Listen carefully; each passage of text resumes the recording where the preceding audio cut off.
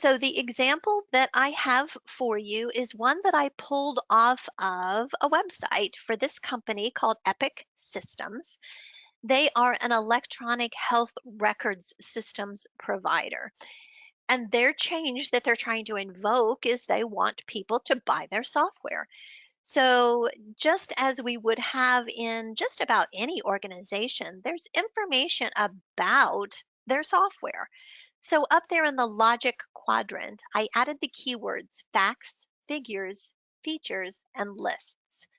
So, look over there at the bullet points. We've got electronic health records for large healthcare organizations and academic medical centers. So, now we know who the target audience is.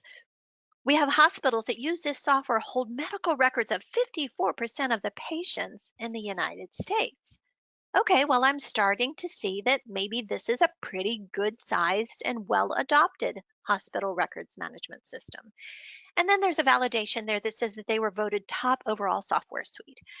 Well, if I'm making the change or looking to make this change in my organization and this a particular candidate piece of software, I'd look at the facts and figures and go, well, that's pretty impressive. But am I inspired? Am I inspired to take action?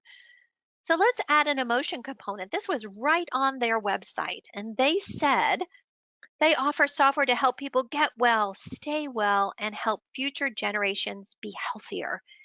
Their theme being with the patient at the heart. Well, okay, that just made a big turn from just logic to emotion.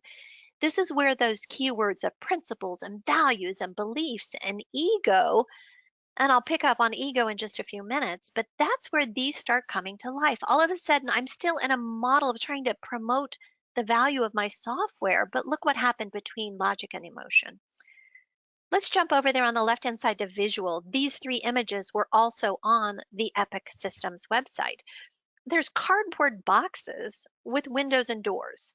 That's obviously standing in for the condition of those academic locations, medical centers, and large healthcare organizations. There's a coffee pot with a door and windows and coffee steam coming out of the spout. That's obviously evidencing in my home. So there's an element, of course, that the personalization of the software, not just for the institutions, but the patients. And then there's a back pocket with a MyChart PC app poking out of it that says, you know what? It's for me personally, the MyChart feature. All of a sudden I have a visual of the value of the software where it's used. So this continues. The keywords that you see here, destination, steps, progress, benefits, those are some of the keywords that can drive the development of a visual why. So if you're following along, let's go ahead and close it up there with story. Isn't it interesting that their story uses Epic, which is the name of their software company? And Epic is a glorious recounting of a nation's events. Like the Iliad and the Odyssey, our electronic health records chronicle the story of a patient's healthcare over time. Wow. All of a sudden, I have a story aspect that's been added to the features, the emotional pull, the visual images, and the story. And on one page, I've created a quick reference to a compelling why.